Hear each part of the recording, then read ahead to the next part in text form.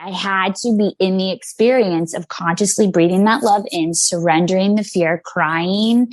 And it's amazing how when you become the observer of that type of experience, that the truth surfaces, that feeling, that whatever it is that you need to hear or understand, the light bulb moment. For me, it really, really shows up, but not until I like shut it down. I'm talking about I'm not worried about other people thinking. I'm not on social media. I have to like isolate, shut it down. And for 10 to 20 minutes, swirl. And eventually that's the way for me that I shift. And it was amazing. I could breathe and my back pain subsided within 20 minutes. It was that instant. You're listening to Make Some Noise podcast, episode number 403 with guest Jess King.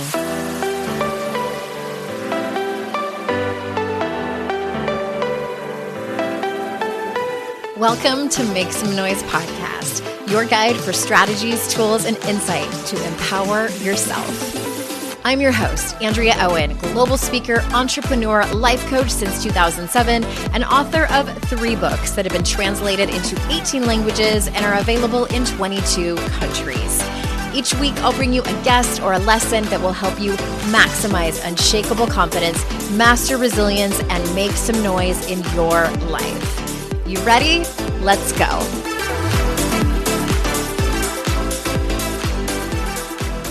Hello, everyone. Welcome back to another episode of the podcast, to the 8-episode series that I'm calling Make Some Noise on the Make Some Noise podcast to celebrate my book, Make Some Noise. How original. Well, I didn't want to title it anything else because I hand selected these women, and these are women who are making noise in their life that I have noticed. And I wanted to ask some questions. How did you do it? What are you doing? Were you raised this way? Did you get special lessons from your parents or mentors growing up? Tell us everything. And this episode with our guest today is going to be incredibly helpful to you.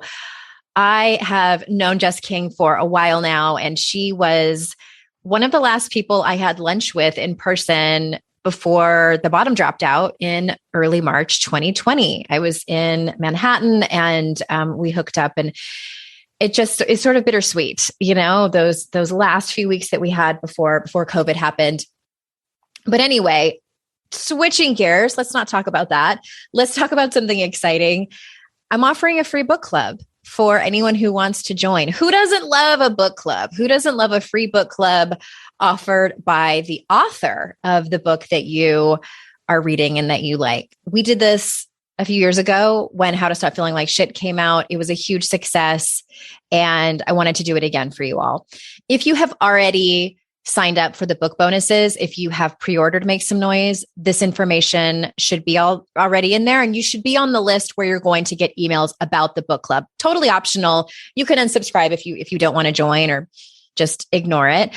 I would love to see you in there. It's really fun. We're going to do a pop-up Facebook group during the time that we have the book club. It starts towards the end of September, giving you some time to read it. I don't want anyone to feel rushed. And if you have not pre-ordered the book, you can do so at andreaowen.com/noise.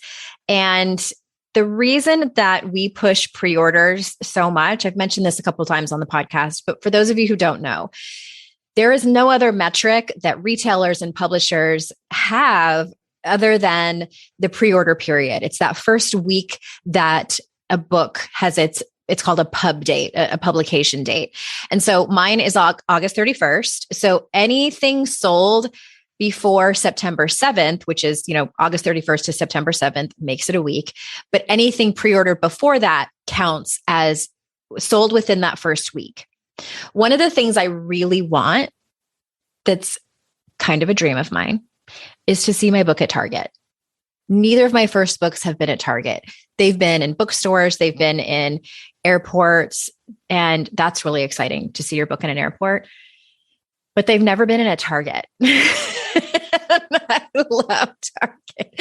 I want to be able to go in there and see it and make videos and embarrass my children and hold it up and scream that it's me in my local Greensboro Target. And I asked my editor, will my book be in Target? And she said, they didn't buy it yet, but they're going to be watching. They're one of the retailers that's going to be watching to see how it sells. So my plea to you is to pre-order or buy it within that first week. It doesn't matter if it's audiobook or print or ebook. All sales go to this one stat that people are looking at to see. It's the only metric they have to see if a book is going to be successful. It doesn't necessarily mean it's going to be super successful, but it's the number they look at. Hence me begging and pleading with y'all to please pre-order the book. So book club starts end of September, AndreaOwen.com/noise. If you have already purchased the book, but you have not collected your bonuses, you can go over to AndreaOwen.com/MSN. And if you are having trouble, you can always contact us from our contact page and my team will help you out. So let's get a move on to this episode. Also, if you're listening to this via audio, all of these episodes are on video as well. I don't normally do this. It's usually just recorded on audio for the podcast. But for these 8 episodes, they're on video. So if you want to see sort of behind the scenes, what it looks like, my microphone and all that good stuff, as well as my beautiful, gorgeous guests, then hop on over to YouTube. The link will be in the show notes for you to be able to watch the episode as well as listen to it. Let me tell you a little bit about my guest today for those of you that don't know her. Jess King is a charismatic Peloton instructor with boundless energy and a passion for movement. With a background in dance, performance, and fitness, Jess grew up down south and moved to New York City to commit to a career in wellness. Jess's self-proclaimed sassy and spicy personality make her bike and shred classes uplifting and full of exciting surprises. Jess is committed to helping people heal from the inside out, and she believes that this community of Peloton is the perfect place to start that journey. Her focus is to partner with motivated individuals looking to transform their lives, and together they burn. So without further ado, here is Jess King. Hey, Jess King. Welcome to the show. Well, hello, Andrea Owen. I'm so excited to be here. Thank you for having me. I am doing my big mouth excited face for those people who are just listening on audio and not watching on video. My first question is, why not go over to the video and you can watch us talk? And I have so many questions for you. All based around a lot of the topics I talk about and make some noise. And I was thinking about this particular series because I can't remember if I told you or not. This is a special series I'm doing just for this book promotion. And I chose a handful of women who I know make noise in their lives. And you were one of the first people I thought of. Yep. I'm pretty and loud. New guest to the show. A little bit. But that's not necessarily what making noise is.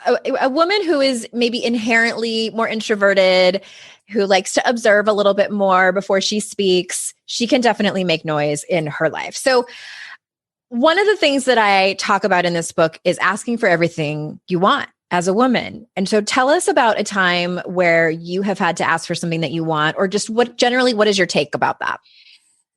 I ask for everything. My mom was an immigrant from Santiago, Chile. And so she was taught from a very young age, if you don't know, ask. And of course, that was before you could Google it, right? So I was in the habit of opening my mouth and asking for help. So much so that I think I had to look at it another way. It's like, can I answer this? And can I solve this on my own? Because I was so comfortable reaching out, asking for questions, telling people what it is that I wanted, that rather than recruit everyone around me, it was how much of agency could I take on myself to get the things that I wanted. And when I finally hit a wall or a roadblock, or I needed to collaborate with someone, that's when I would extend, my hand and say, hey, excuse me, tug on a shirt, make some noise, get loud. Like, can you help me? Okay. So for someone listening to this, who's like, I wasn't raised that way. And I don't ask for things. I just wait for someone to know what it is that I need and hope and cross my fingers that they're going to know and just hand it over. What advice would you have for her? Well, here's the thing. If you don't ask, the answer is already going to be no. Right. By asking, you create the opportunity for the yes, or you create the opportunity for more information or resources to benefit whatever it is that you're going for. I mean, I think it's important to be with yourself for that moment and ask yourself, like, why am I so trapped? Why can't I say something? Is shame locking this in? Am I judging myself? Am I worried about what other people think about me? And if you're in that space and you're doing that work, then eventually you're going to get more comfortable opening your throat chakra, opening your mouth and speaking whatever's true for you. Even, oftentimes, and I mean oftentimes at the expense of being wrong or looking stupid or whatever it is. I just don't care about that piece of it, because whatever it is that I want or that's behind the ask, I want it so bad that I'm not worried about what other people think. I'm not worried about the no, because if I don't ask, it's already a no. And look, in my experience, people want to help. People want to be part of something that has a lot of energy around it, or something that's new, or oftentimes I get the yes. I think also, what do you think about this? I've also put it on the other person that they're going to be boundaried enough to say no if they don't want to, or if it's actually a no, because I think often I internalize other people's, like I make up what's going on over there. And I'm like, well, if I'm a little bit of a people pleaser, they're probably a people pleaser. And if I ask for what I want, even if they really don't want to, they're going to say yes. And I don't want them to do that. So I'm just not going to ask. Like, this is the mind fuck I've been through. Wow. You see how much back and forth you just had with yourself? I used to do that a lot, but now I'm like, okay, you know what? I'm going to give that. I know you and I are from the same coaching school, and it's the whole concept of that people are naturally creative, resourceful, and whole. I am going to hold that person that they are naturally creative, resourceful, and whole, and they are going to set their own boundaries and say no if they mean it. And I don't know, maybe there's a little chip missing in me that I don't even think about how the other person unbothered. I'm like, look, if that's on you, right? If you have a thing, if my asking triggers something for you, that's your thing to work out. Like, I got this, unbothered. Mm-hmm. Yeah. Well, let's talk about pleasure, because it's the very last chapter of my book, and pleasure's an interesting topic for women. So how do you make pleasure a priority in your life? You definitely strike me as someone who makes it a priority. Well, yes, I do. And, pleasure and pain are the same neuroreceptors in the brain, and they come from the same thing. So I have such a high pain tolerance that I get a lot of pleasure from going to my physical therapist and getting that like deep. Are you a deep tissue massage person? I pride myself on my ability to hold in a squeal or enjoy it. Whereas, like, I know some of my fellow colleagues, we go to the same physical therapist, and he'll be like, oh, this makes so-and-so like jump off the table. And I'm just like, give it to me. Like, I really love it. It is pleasurable for me to be in that heightened experience with myself. Same thing with stretching. Oftentimes, a lot of people feel like stretching is super uncomfortable, especially when you're, stretching your nerves. Then it like tingles and it burns, and you just want to like unzip your skin and fly out. And I love it. I love being on that ride and just like, woo. But in terms of like physical pleasure, actually receiving pleasure from a partner, from love, touch for me is a really big one. Being that like I give so much energy all day, every day, output. That is a huge part of my like healing, restorative, and also love language is receiving touch. So my partner, Sophia, is so good about that. She's constantly massaging me, rubbing me, touching me. But, I will say, as somebody who is a strong and intense individual for me. Sometimes I'm armored, and it is a challenging thing for me to let go and receive actual pleasure, not like pleasure from pain or pleasure from something that's extreme and forcing you into it, but just being vulnerable and like really receiving that intimacy. And so one of the things that I've gotten comfortable doing is communicating that. Like, whoa, I don't know why, or, it just is this way, but I feel really armored right now. Can we take it slow? Can you be less aggressive, or whatever it is that I know I need in that moment, so that I can almost wade into the water as opposed to just like, cannonballing kind of thing.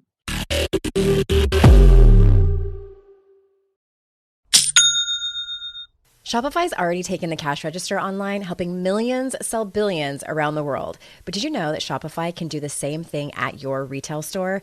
Give your point of sale system a serious upgrade with Shopify. With Shopify, you get a powerhouse selling partner that effortlessly unites your in-person and online sales into one source of truth. Track every sale across your business in one place and know exactly what's in stock. Connect with customers inline and online. Shopify helps you drive store traffic with plug-and-play tools built for marketing campaigns from TikTok to Instagram and beyond. Get hardware that fits your business. Take payments by smartphone, transform your tablet into a point of sale system, or use Shopify's POS Go mobile device for a battle-tested solution. Sign up for a $1 per month trial period at shopify.com/noise, all lowercase. Go to shopify.com/noise to take your retail business to the next level today. Shopify.com/noise. Today's podcast is sponsored by MIDI Health. Ladies, are you over 40 like me and dealing with hot flashes, insomnia, brain fog, moodiness, some vaginal dryness, or weight gain? Don't just accept it as part of aging. These symptoms are often linked to hormonal changes during perimenopause and menopause. At MIDI Health, they get it. Their experts know what you're going through and how to help. MIDI clinicians are menopause specialists offering safe, effective, FDA-approved solutions. And guess what? MIDI care is covered by insurance. So stop pushing through it alone. Schedule a virtual visit and dive deep into your unique symptoms and health background. You'll walk away feeling heard and with a plan to start feeling better. Visit MIDI Health today and reclaim your well-being. You deserve to feel great. Book your virtual visit today at joinmidi.com. That's joinmidi.com. joinmidi.com.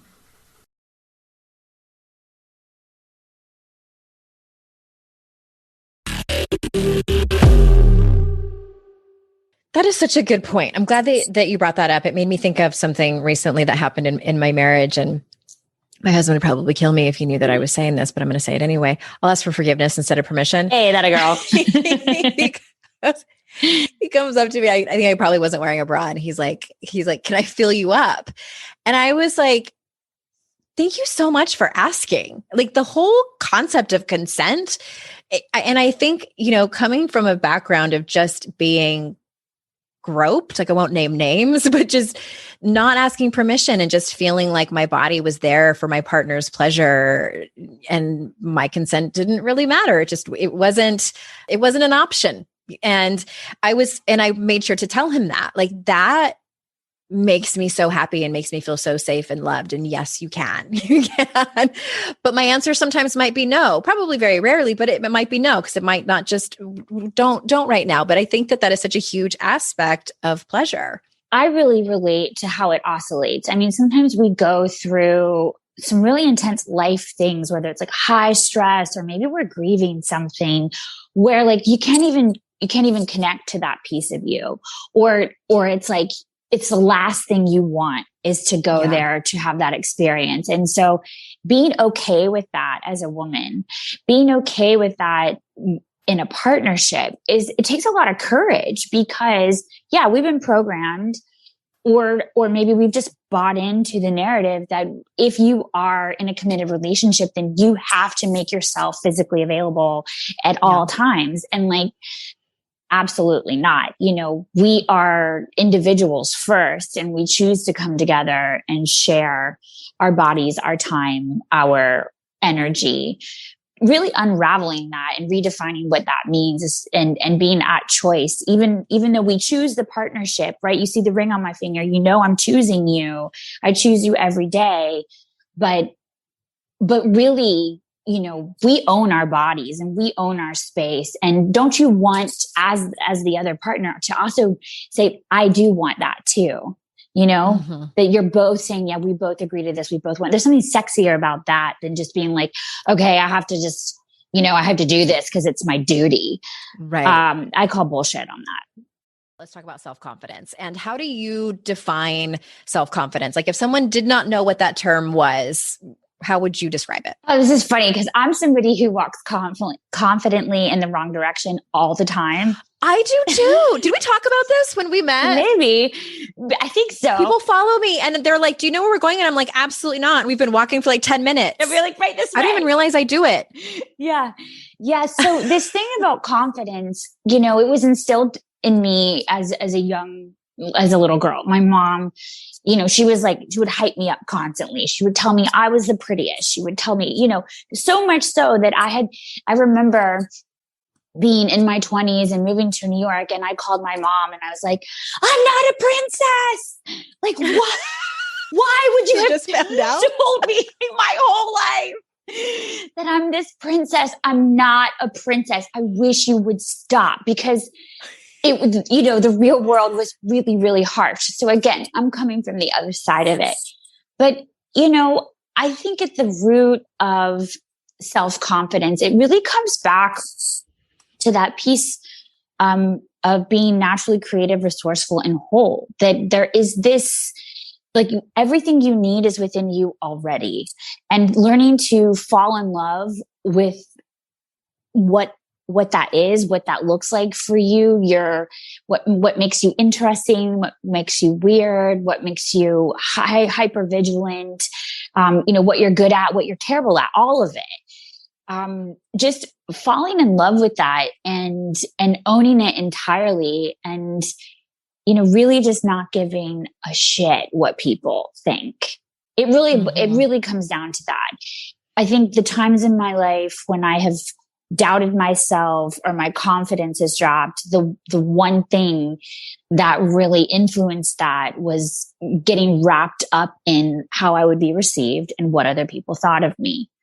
So it was divorcing that and really just owning it. I think this is going to be controversial, but I mean, I believe that I'm great. I love how you prefaced that. Like, let's just stop right there. I want to ask, like, what made you preface it with this is going to be controversial? Well, because it feels like it's not okay to say that. Right. Well, that's patriarchy talking. It feels like owning our power and owning our wholeness and our femininity and our sexuality and what makes us incredible is something that we have to be humble about. And that humility is important. Hello, I'm not a princess. Who knew? But it also is, and I have seen it, had become this like pretty toxic ceiling for so many people. Like, oh, I can't celebrate what I'm good at. I can't put myself out there. I can't be loud or make noise because I'm going to offend someone. Honey, yes, I feel like sometimes that just my existence in and of itself offends people. If I was worried about that, you know who taught me this? Amy Smith. Amy Smith was like, there are, I don't even know, 8 billion people in the world, or however how many billions of people, to think that all of them are supposed to like you is insanity. And I thought, what? You're absolutely right. You're absolutely right. So rather than focus on worrying about that, it was more just about like honoring myself and really needing to be able to fall asleep at night feeling complete about how I had shown up in the world that day. Mm-hmm. And I don't know, maybe it's just how I am or who I am. But I've been overly confident for many, Since many 1985. Since 1985. But it's really opened a lot of doors for me. I think because of that reason, I haven't fed into the fear that really is a detrimental piece in anytime you're going after something major. Like I remember going after auditioning for So You Think You Can Dance. And I had auditioned for season 3, made it to Vegas, and got cut, and was like, okay, I know what it's going to take now to get on the show. So I trained for a whole year. And I remember, I was like physically training. I was in the dance studio. I was running. I was, doing all the things, but really it was a mental conditioning and boot camp that I was in to really just stop listening to the voices of fear and self-doubt and comparison, and really just focus on the love that I had for this art form and for this dream of mine to be on this show. And it was, I had just gotten my hands on The Secret. So I was like playing. Oh, same. Right. And I was like, that changed your life. Totally changed my life. I'm like, if I think about the things that I want instead of the things that I don't want, I get them. Cool. And it still remains to be like my favorite tool. I'm like, switch the mind up. Pepper in enormous amounts of privilege and we are doing great. Well, I think that is a huge part of it too, right? It's a both and. Mm-hmm. Is that, I was hyper confident, but I was incredibly privileged with the opportunity and with the support and the resources necessary to develop a skill and do good at it. So I'm really grateful to that. It doesn't slip by me that I have been privileged in that way. And therefore I feel a tremendous responsibility to make my voice even louder, to share, to connect, to lift up others. Yeah. And I get really, if you can't tell, I get pretty excited about it. I'm great. No, I love that. And you and I are very similar in that. And I think that part of it, like we have similar upbringing. So my dad, I just realized this not that long ago. I've talked about this on the show, I think one other time. When I was little, I played tennis, and my dad for many of those years was my tennis coach. And one of the things that he told me was to, when given the opportunity, always rush the net. Even if you don't think you can make the shot, because it's an aggressive form of playing and it will intimidate your opponent. Even if you're not a better player than they are, they're going to be a little nervous at the girl who keeps rushing the net. And I took that and internalized that as, it's okay to be intimidating, coupled with the fact that I have a gregarious and outgoing personality and have been called intimidating. Not so many times to my face, a little bit like in a joking manner, but I've heard a lot of stories of people saying that I was intimidating, both men and women, and being a little taken aback by it, especially like in my 20s.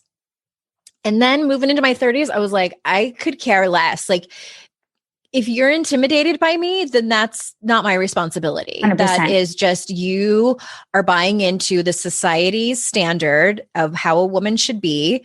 And if I were a man, I doubt that you would have called me that, and I might have been congratulated for it.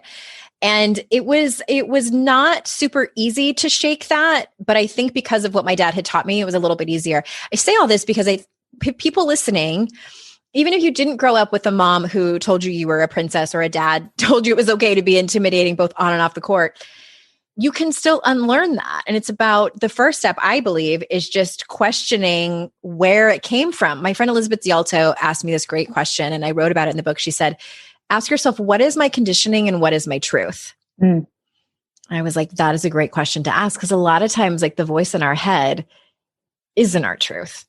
Right. But you've patterned it so many times that it has become truth. So to unravel it takes a tremendous amount of awareness. To your point about being intimidating, I still hear that. And part of me is like, good. Good. I hope I make you scared. Now listen up. Let me tell you how it's going to be. I was trying. Yeah. Nailed it. But at first I, like you, would be like offended. Like, no way. How? I'm so nice. Like, my intention is so good. And then, you know, really understanding the difference between intention and impact. Don't be an asshole. Like, that's not what intimidating is. And I have been an asshole and had to. No, but honestly, it's like, you know, if somebody has a big energy or they're vocal or they advocate for themselves, it gets twisted to be like, oh, they're intimidating. And, you know, most people that I know that are successful that I look up to are disagreeable. And I would tend to say that I am too. I do it in a loving way, but you know, you're not going to get what you want by being a yes person or without rocking the boat a little bit, making people feel you, you know, it's part of the way that I motivate is to get people to feel my passion. Yeah, that's intimidating because it goes beyond, you know, my body. It's big and you can feel it in a room or virtually. I mean, this is what I do on the bike, right? I have to penetrate the fourth wall. I have to get through their camera and I have to figure out a way to make them feel something powerful and meaningful while we're moving together. For me, I celebrate being intimidating, or rename that is having the courage to put my whole self out there.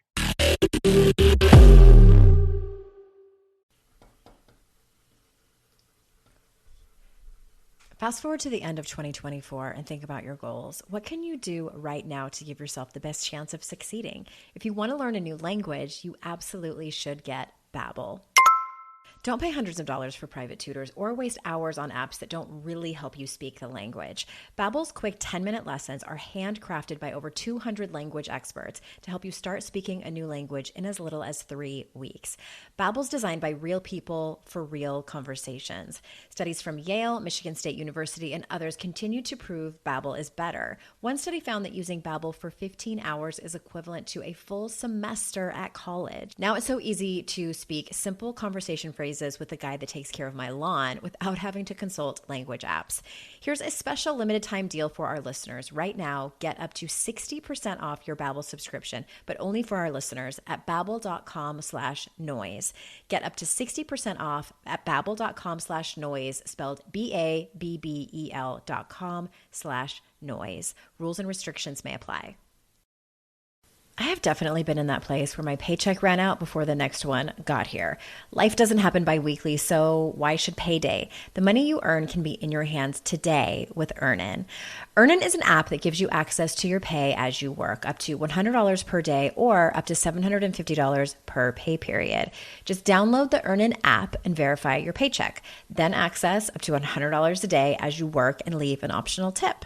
Any money you access plus tips are automatically repaid from your next paycheck. You can use Earnin to pay for a girls' night out, a last-minute gift for a loved one, or even summer camp for the kids.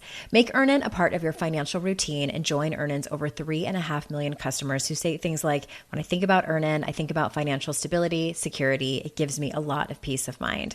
Download Earnin today, spelled EARNIN, in the Google Play or Apple App Store. When you download the Earnin app, type in noise under podcast when you sign up. It really, really helps the show. Noise under podcast. Subject to your available earnings, location, daily max, and pay period max. See earnin.com/TOS for details. Earnin is a financial technology company, not a bank. Bank products are issued by Evolve Bank and Trust, member FDIC.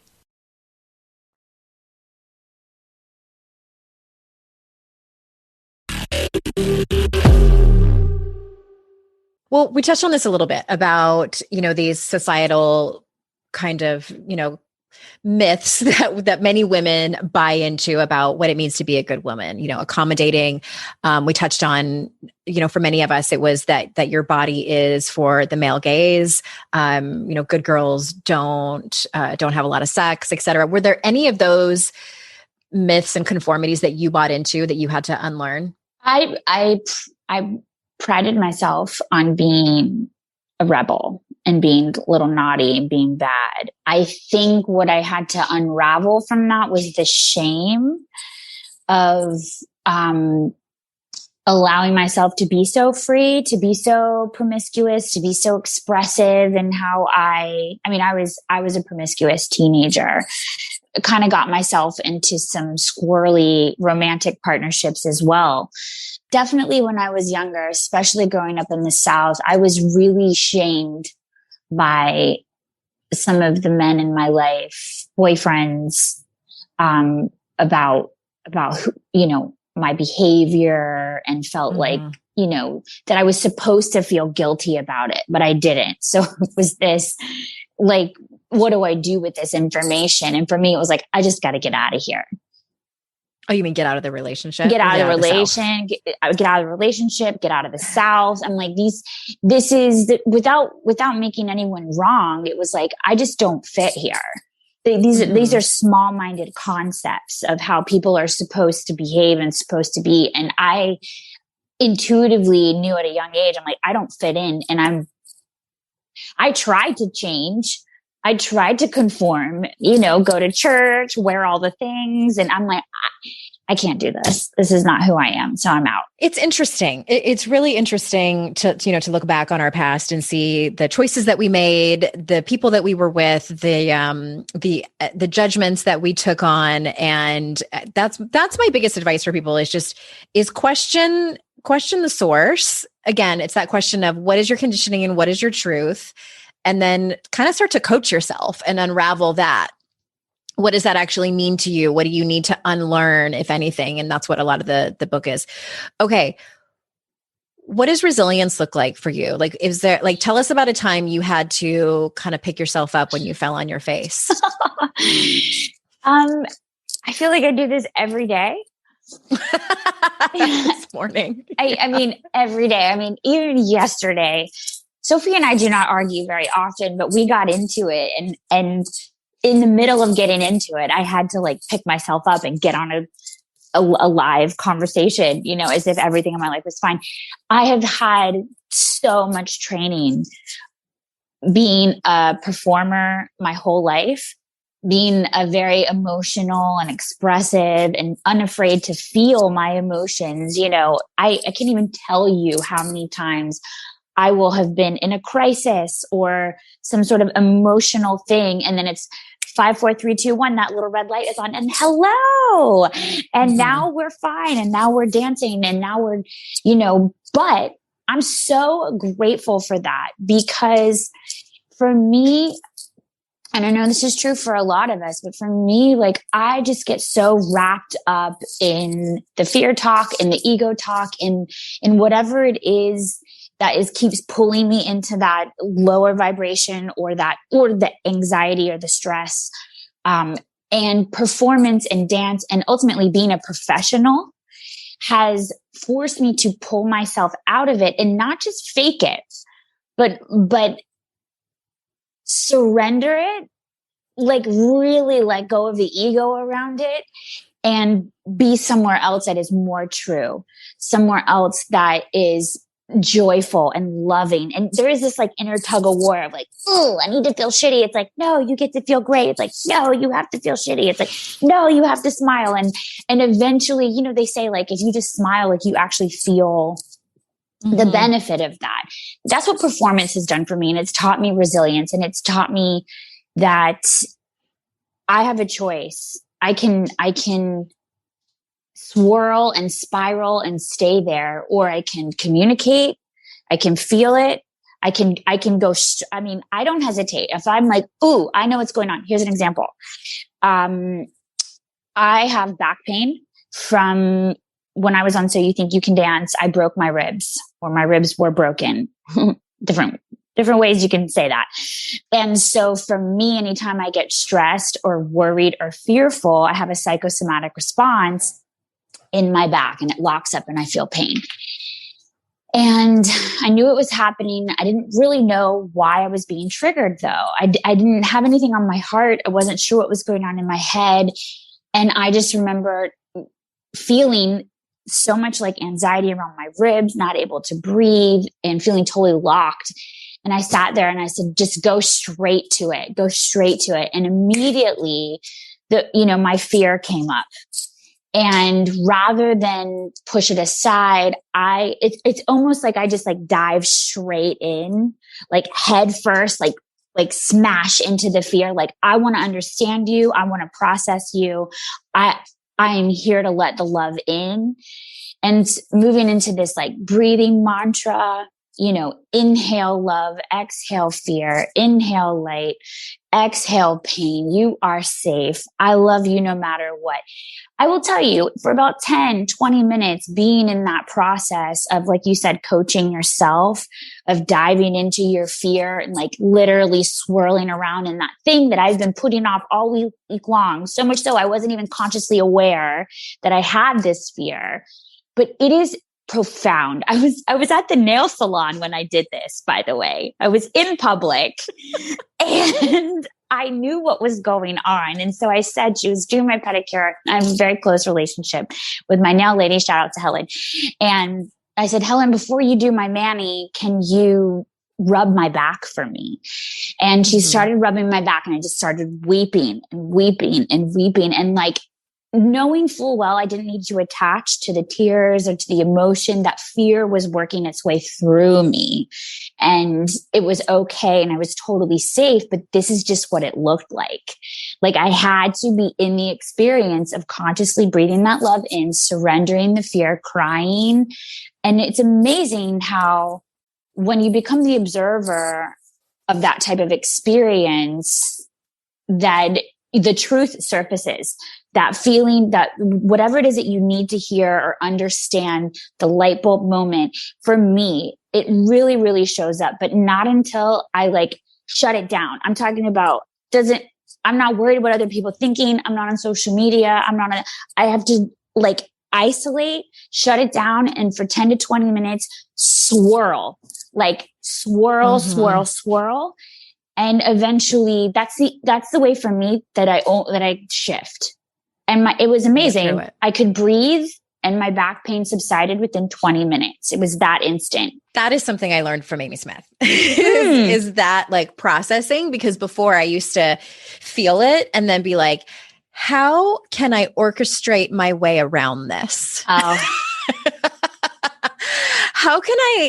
How can I not feel this? And it was either, pretending things were okay, changing the subject, putting the emphasis on the other person, like whatever it was, or sometimes I would come at it with anger, whatever it was I could do to not feel it. And Amy said, this was right when I got sober, actually in 2011. And I was going through something with one of my kids and I was crying. And she said, is this the first time you've ever gone through something really hard sober, and not been able to drink? And I was like, yeah, it is. And she was like, what if feelings are just your body's way of taking care of itself? And I was like, fuck off. It's super unpleasant. It's beyond. But it's true. Mm-hmm. And with addiction and substance, it's so interesting.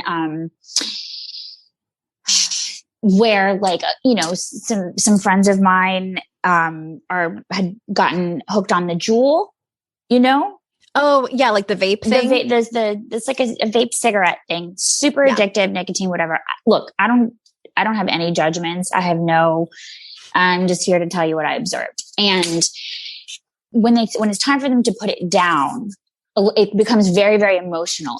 Because it's like a pacifier, right? So, when you're feeling a certain way, you're feeling stressed or you don't want to deal, you lean into that thing, whether it's smoking weed or drinking or whatever substance it is. What happens when they put it down is there's this thought that, I'm going to be able to just put this down and walk away without any consequence because I have decided that I don't want it anymore. Right? Once you get to that point of like, I'm making the decision to put this down and walk away, even if you are not consciously aware, the body still has to go through withdrawal. The body still has to process this new emotion and go through that experience. So being okay with that, knowing that it sucks. Like it really, really sucks, but it's not that deep. For me, I like to just try and tell myself when I'm going through anything like that, even sort of an emotional thing of that nature, I'm like, okay, cool. This is here, but this is not who I am. And this too is going to pass. So don't attach like I would do this with my hands because it's like oftentimes we like sink our claws into these feelings as if they are forever and they mean something because they're so bright in our body. This must mean something outrageous because of how it feels. But ultimately, you know, your body has a physical intelligence. We have emotional intelligence, and it all just works together to move itself through you. That's why I love movement and exercise and fitness, because for me, it personally, I mean, it changes your chemistry immediately. And exercise is like an exorcism of emotions, of fear, of pain, of self-doubt. For me, it accelerates that process of remembering who I actually am, not these wild feelings that happen when we make decisions to reclaim our power, reclaim our lives. Yes, ma'am. Okay, I have one more question, and it's just a general, no big deal question. And what advice do you have for women who might struggle to take up space in their lives? My advice would be learn to take up space in your body first. What does that look like? Yeah. So an exercise that we would do if we were like super low energy or like marking it in dance classes, our teacher would have us sit on the floor and we could sit in whatever position we wanted to. And then the idea was she would say like, you know, energize your spine. And so you would really like, come on, do it with me now. Right. So like energize your spine, like take up space. Right. So like, you're just thinking about taking up space, you know, out of your head, through your tail. And it's like, okay, now your hands are out here to the side. Now good. Now try and touch the walls, take up space, hold it, hold it, hold it. Now your heart, open your heart. So eventually you want to get your whole body 360 degrees like a sunshine, taking up space, taking up space. And she would say, this is what I want from you. This is how I want you to move. This full, this big.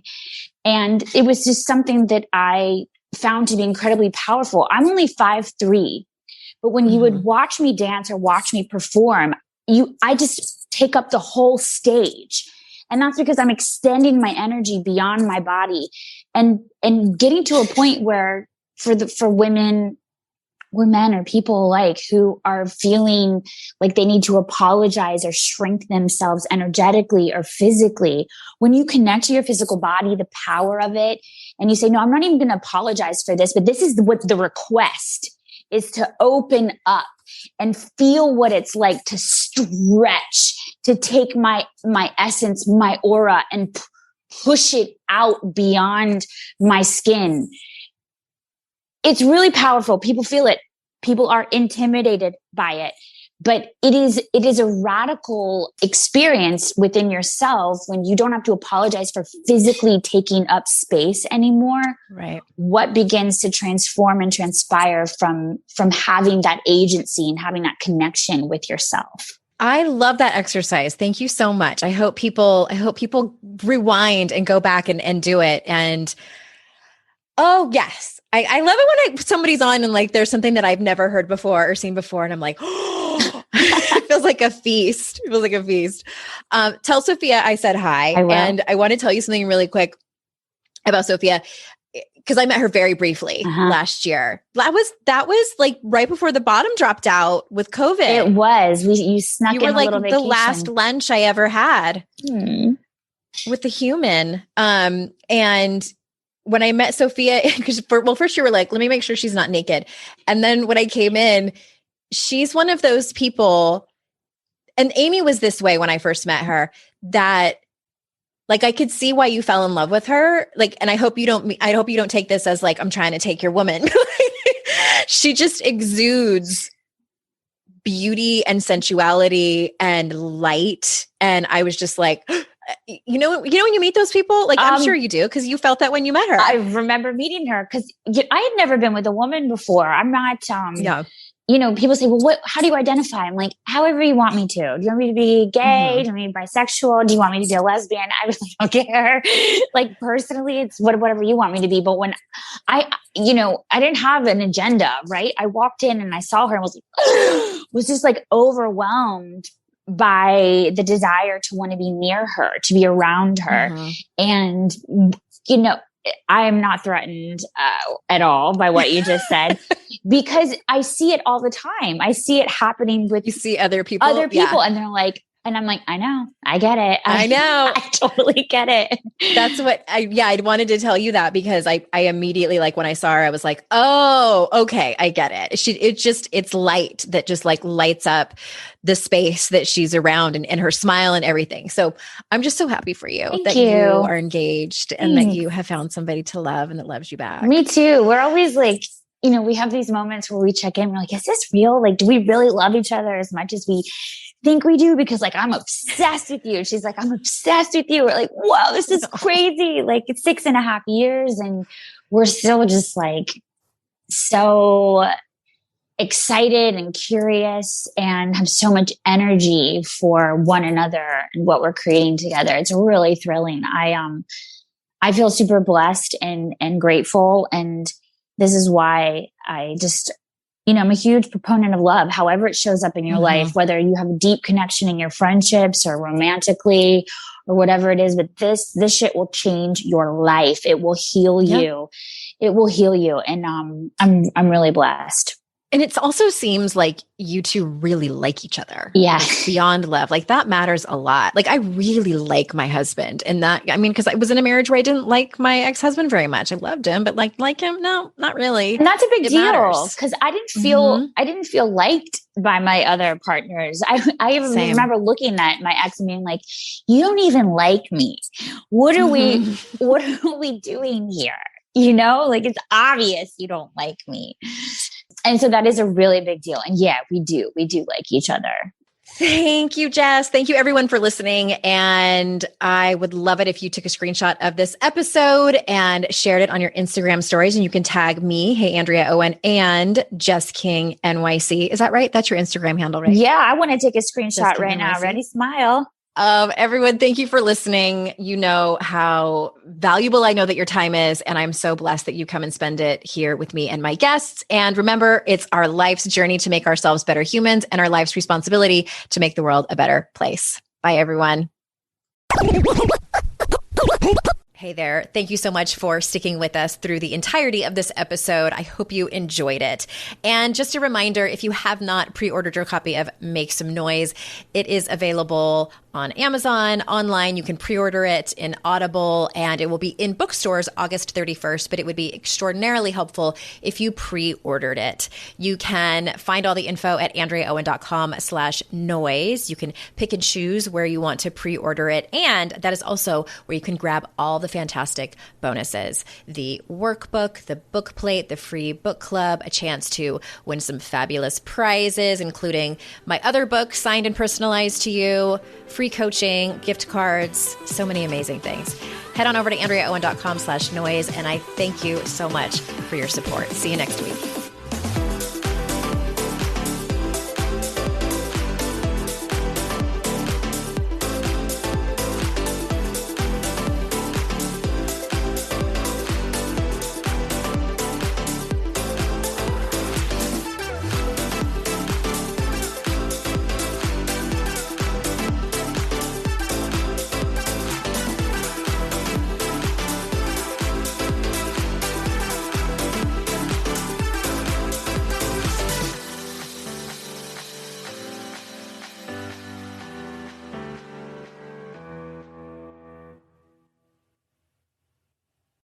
I'd like to introduce you to the Minimalist Moms podcast. It's hard enough being a mom, and the last thing you need is stress from too much stuff and an overcrowded schedule. For too long, I lived with the mindset that bigger was better, and the more I added to my life, instead of feeling better, I felt overwhelmed. It was time for a radical new mindset. Less is more. I'm not into extremes. I didn't throw everything away. My brand of minimalism is more about adding than subtracting. Get rid of the excess to make room for what you love. In other words, it's about living life with purpose. I hope you'll listen in, and my guest and myself can inspire you to think more and do with less. The Minimalist Moms podcast, available wherever you listen to podcasts.